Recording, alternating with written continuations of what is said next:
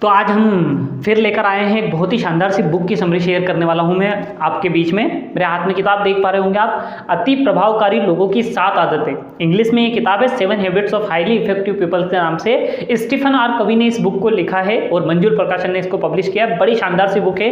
मैंने जितनी बार भी इस किताब को पढ़ा है मुझे हर बार कुछ ना कुछ नया सीखने को इस बुक से मिलता है। और कई सारे लोग हैं जिन्होंने अपने प्रोग्राम्स में या कई बार मैं बुक्स की बातें करता हूँ तो कई सारे लोगों ने भी कहा है कि हमने पढ़ने की कोशिश करी है पर शायद वो अच्छे से नहीं समझ पाए, या कई सारे लोग तो है जिन्हें पढ़ने का आदत नहीं है, जिन्हें पढ़ना अच्छा नहीं लगता, वो तो इतनी मोटी किताब देखकर ही शायद नहीं पढ़ते कि यार कौन पढ़ेगा इतनी बड़ी किताब को।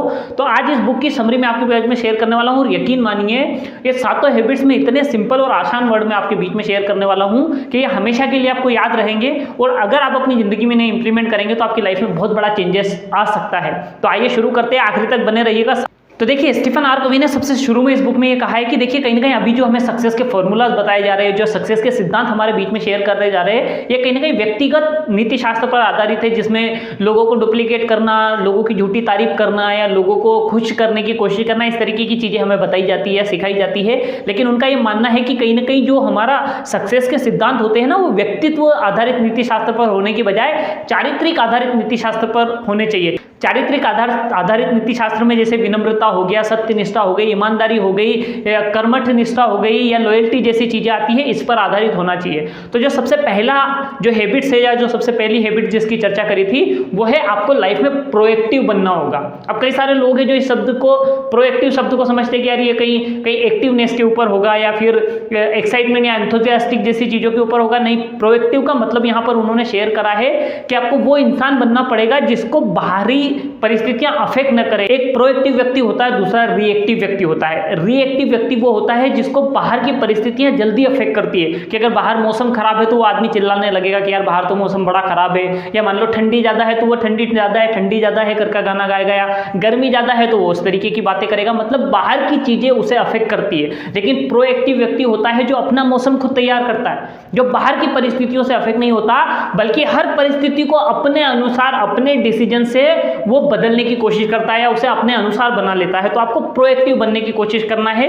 और यहाँ पर एक एलिनोर रूजवेल्ट ने एक बहुत अच्छी बात कही है कि आपकी सहमति के बिना आपको कोई दुखी महसूस नहीं करवा सकता।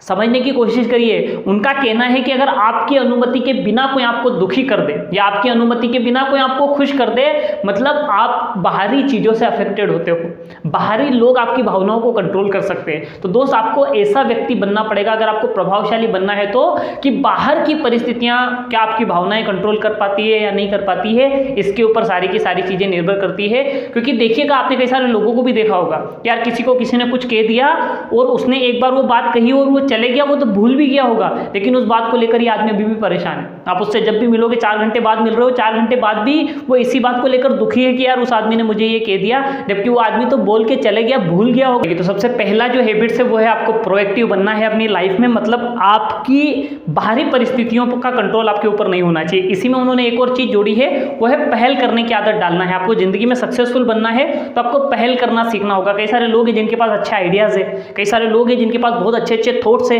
कई बार लोगों के दिमाग में अच्छे विचार आते हैं जिससे उनका बिजनेस बढ़ सकता है, जिनसे उनका व्यक्तित्व बेहतर हो सकता है, जिससे उनकी लाइफ में कई सारी चीजें बदलाव आ सकते हैं, लेकिन वो लोग पहल नहीं करते। इसकी वजह से लाइफ में ज्यादा कुछ बड़ी सक्सेस हासिल नहीं हो पाती। तो अब हम आते हैं दूसरी हैबिट की तरफ, जो है अंत को ध्यान में रखकर चीजें शुरू करें। यहाँ पर वो कहते हैं कि मुझे ध्यान से पढ़िए, लेकिन मैं आपको उनकी जगह मैं कहूंगा, क्योंकि आप मुझे सुन रहे हैं, देख रहे हैं, आप मुझे ध्यान से देखिए और मेरी बातों को समझने की कोशिश करिए। फॉर एग्जाम्पल आप सोचिए कि अगर मान लीजिए किसी दिन आपकी लाइफ का एंड डे है, कि अंतिम दिन है, कि आज आपकी लाइफ खत्म हो गई है, तो आपके उस अंत्येष्टि में या फिर आपके फ्यूनरल में जो लोग आने वाले हैं, आप उनके मुंह से अपने बारे में क्या सुनना पसंद करेंगे? वो आप अपने बेटे से क्या सुनना चाहेंगे कि आप किस तरीके के पिता थे? आप अपनी पत्नी से क्या सुनना चाहेंगे कि आप किस तरह के पति थे? या फिर आप अपने साथ काम करने वाले अपने कलीग से क्या सुनना चाहेंगे कि आप किस तरीके के दोस्त थे, किस तरीके के फ्रेंड थे, किस तरीके से आप काम करते थे? या फिर आप अपने फ्रेंड से क्या सुनना चाहेंगे?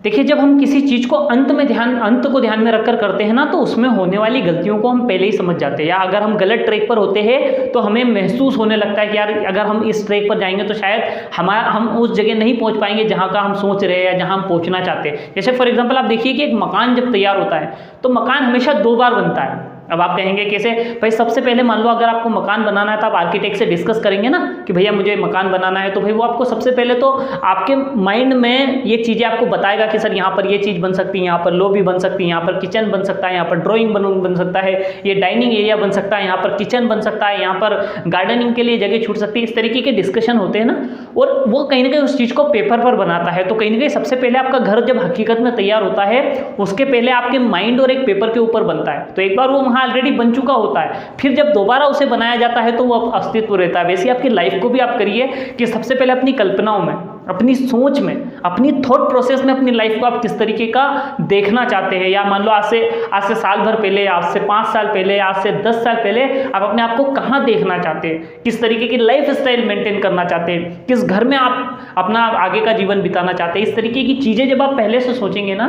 तो आपको कहीं ना कहीं वो कल्पना शक्ति बिल्ड हो जाएगी। तो अंत में रखकर आप चीज़ों को अगर सोचेंगे तो आपको कई सारे बेनिफिट उसकी वजह से मिलते हैं। और यकीन मानिए कि अधिकांश लोग इस बात का समर्थन करते हैं कि उन्होंने अपने बीते पास्ट में जिन चीज़ों की स्ट्रॉन्ग कल्पना करी थी, या जिन विचारों को महत्व दिया था, या जिनके बारे में ज़्यादा सोचा था, आज उनकी लाइफ कहीं ना कहीं उसी रास्ते पर चल रही है। तो अंत में अंत को सोचकर, अंत को ध्यान में रखकर चीज़ें करेंगे तो उससे आपको कई सारे बेनिफिट्स मिल सकते हैं। तो अब अगर हम तीसरी हैबिट की बात करें तो वो है पहली चीज़ों को पहले रखने की आदत डालें।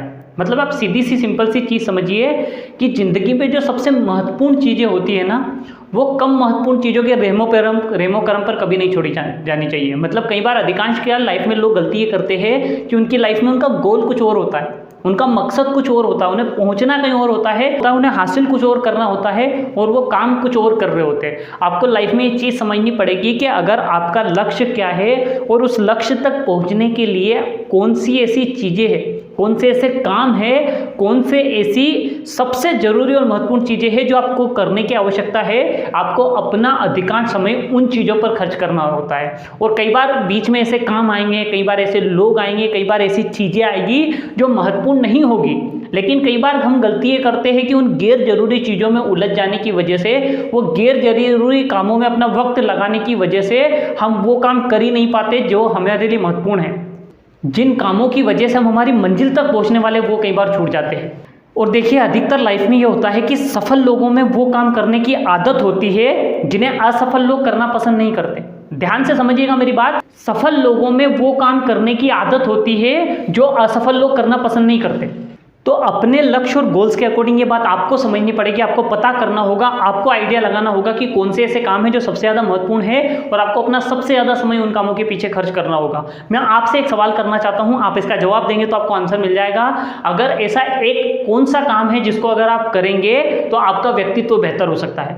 अगर आप व्यापारी है तो एक ऐसा कौन सा काम है जिसको करने की वजह से आपके व्यापार में ग्रोथ आ सकती है? वो एक काम कौन सा है जिसे आप पता करिए। या फिर अगर आप एक सेल्समैन है तो आप पता करिए कि ऐसी कौन सी टेक्निक है जिसे अगर मैं सीख लूँ तो मेरा हर कस्टमर मुझसे सामान खरीद सकता है। या फिर अगर आप मैन्युफैक्चरर है तो आप पता करिए कि ऐसी कौन सी कस्टमर की समस्या है जिसे आप सोल्व कर दें तो आपका प्रोडक्ट रातों रात चल जाएगा। तो आपसे सवाल है, आप इनके जवाब दे देंगे, आप खुद समझ जाएंगे कि कौन सी चीज़ें महत्वपूर्ण है, और जो जवाब आपको मिलता है आपको बिना देरी करे उसके ऊपर अपना समय खर्च करना है, तो आप तीसरी आदत भी कंप्लीट कर लेंगे। तो अब हम आगे की तरफ बढ़ते हैं और चौथी आदत के बारे में बात करेंगे, जो है जीत जीत के बारे में सोचें। अब आपको लग रहा है कि जीत जीत क्या? देखिए सर, जिंदगी में सफलता के लिए सबसे अच्छा फॉर्मूला माना गया विन विन फॉर्मूला। अगर किसी काम से या आपके किसी डिसीजन से या किसी आइडिया की वजह से अगर दोनों पक्षों का लाभ हो तो सोचकर देखिए कि वो फॉर्मूला कभी फेल ही नहीं हो सकता। देखिए कई बार आपने देखा होगा कि कुछ प्रोडक्ट बड़ी तेज़ी से मार्केट के अंदर चल जाते हैं। क्यों? क्योंकि वो जिन लोगों ने बनाए हैं उन्होंने कस्टमर के फायदे के लिए बनाए, कस्टमर को ध्यान में रखकर बनाए। भाई अगर कस्टमर को अपना लाभ समझ में आ रहा है तो वो उसकी परचेसिंग करता है, और उनकी सेल बढ़ने की वजह से उनका प्रॉफिट रेशियो भी बढ़ जाता है। तो कहीं ना कहीं विन विन फॉर्मूले के बारे में सोचे। धीरू भाई अंबानी के बारे में जब मैं पढ़ रहा था, या धीरू भाई अंबानी के बारे में मैं स्टडी कर रहा था, तो मैंने उनके बारे में एक बड़ी अच्छी चीज़ पढ़ी कि धीरू भाई अंबानी जब किसी इन्वेस्टर के सामने बैठते थे, या जब किसी इन्वेस्टर को इस बात के लिए राजी करते थे कि उन्हें पैसे खर्च करना है उनके आइडिया के ऊपर, तो धीरू भाई अंबानी इन्वेस्टर से कहते थे कि अगर फायदा जो भी हुआ या जितना भी प्रॉफिट होगा उसमें दोनों का हिस्सा रहेगा, लेकिन अगर किसी कारण से लॉस या नुकसान होता है तो वो सारा लॉस या नुकसान मैं वहन करूंगा। सामने वाले को दोनों स्थिति में जीत मिलती थी कि अगर फायदा होता है तो मुझे प्रॉफिट मिलेगा, और अगर नुकसान होगा भी तो मेरा कोई नुकसान नहीं होगा। और अधिकांश इन्वेस्टर धीरू भाई अंबानी के साथ पैसा लगाने के लिए तैयार हो जाते थे या उनके आइडिया के ऊपर पैसा खर्च करते थे। तो एक विन विन फॉर्मूला होता है जो जिंदगी में सफलता दिला सकता है। एक काम करिए, मैं इसके बारे में ज़्यादा बात न करते हुए आपको एक छोटा सा किस्सा शेयर करता हूँ, आपको सारी चीज़ें क्लियर हो जाएगी। एक बार एक आदमी की मौत हो जाती है और मौत हो जाने के बाद उसे यमलोक लेकर जाया जाता है, और यमलोक ले जाने के बाद बड़े अच्छे काम किए थे उसने, तो जो यम के दूत होते हैं वो उसे दोनों ऑप्शन देते हैं कि हम आपको स्वर्ग भी दे सकते हैं और आपको नर्क भी दे सकते हैं, बताइए आप कहाँ जाना पसंद करेंगे। उस आदमी को बड़ा अजीब लगा कि बोले ऐसे कैसे डिसाइड कर सकता हूँ मैं, और हम तो इंसान हैं, कपड़े भी खरीदते हैं तो 10 देखने के बाद ही खरीदते हैं। तो उसने कहा नहीं ऐसे नहीं समझ में आएगा, एक काम करो मुझे दिखा दो, अगर दिखा दोगे तो फिर मैं डिसाइड कर लूँगा कि मुझे स्वर्ग में जाना है या नर्क में जाना है। उनका ठीक है, नो प्रॉब्लम, हमें कोई समस्या नहीं है, आप देख लीजिए, हम आपको दोनों दिखा देते हैं, फिर आपको जो अच्छा लगे आपकी चॉइस है। बोले ठीक है भैया। उस आदमी को सबसे पहले वो लोग नर्क में लेकर जाते हैं। वो नर्क में देखता है कि लोगों की हालत बड़ी बुरी हो रखी है, उनको खाने को नहीं मिल रहा है टाइम पर, और सारे लोगों के चेहरे पर उदासी नजर आ रही है, सारे लोगों को देखकर उसे ऐसा फील हो रहा है, बड़े दया भाव उसके अंदर आ जाता है। जबकि उन लोगों को वहाँ पर कोई प्रताड़ित नहीं कर रहा था, लेकिन वो सारे लोग भूख से मर रहे थे। जबकि उसे देखकर बड़ी हैरानी हुई कि उन सारे लोगों के सामने बड़ी बड़ी प्लेट्स लगी हुई थी जिनमें सब तरह का खाना मौजूद था, लेकिन फिर भी वो लोग खाना नहीं कर पा रहे थे, क्योंकि वहाँ पर ये था कि उनके हाथों से कुछ बड़ी बड़ी चम्मचें बांध दी गई थी, बड़ी बड़ी स्पून्स बांध दी गई थी, और वो स्पून्स की जो साइज़ थी वो 4-4 फीट थी, जिसकी वजह से क्या है कि वो स्पून उसके मुंह तक पहुंच नहीं सकती पलट के, इसलिए कोई आदमी खा नहीं सकता। उसने देखा बड़ी बुरी हालत है सारे लोगों की, तो उन्होंने कहा नहीं बाबा, नर्क के तो हालत ही खराब है, यहाँ के तो हाल ही बुरे हैं, मुझे इधर नहीं रहना। उन्होंने कहा एक काम करो, स्वर्ग देख लो पहले। बोले ठीक है कोई बात नहीं। तो उस आदमी को स्वर्ग लेकर जाते हैं। उसने स्वर्ग में भी देखा तो सेम सीन था कि सारे लोगों के सामने बड़ी बड़ी प्लेट्स लगी हुई है, सारे लोगों के प्लेट्स में अच्छा खाना है, लेकिन वहाँ भी सारे लोगों के हाथ में बड़े बड़े स्पून्स थे, 4-4 फीट लंबे स्पून सारे लोगों के हाथ में थे, इतनी बड़ी बड़ी चम्मच। लेकिन उसने देखा कि वहाँ सारे लोग हंस रहे थे, मुस्कुरा रहे थे, सारे लोग खुश थे, सारे लोग चीज़ों का आनंद ले रहे थे। और उसका सबसे बड़ा कारण ये था कि वहाँ जो लोग थे वो खाना खुद खाने की कोशिश नहीं कर रहे थे, बल्कि उनके पास जो बड़ी चम्मचें थी उससे वो एक दूसरे को खाना खिला रहे थे। दोस्त, स्वर्ग और नर्क में डिफरेंस कुछ भी नहीं था। डिफरेंस था कि जो नर्क में लोग मौजूद थे वो सिर्फ अपने बारे में सोच रहे थे, अपने फायदे के बारे में सोच रहे थे, और इस कारण सारे लोग भूख से मर रहे थे। लेकिन स्वर्ग में उन्होंने ये करा कि भैया अपना सोचने की बजाय सामने वाले के बारे में सोचा, एक दूसरे को खाना खिलाना है, दूसरे की जीत के बारे में सोचा, तो सारे लोग जीत गए। तो आपको जिंदगी में यही करना है कि विन विन फॉर्मूले का यूज करना है, आपको जिंदगी में इसके बड़े बेनिफिट्स मिलने वाले हैं।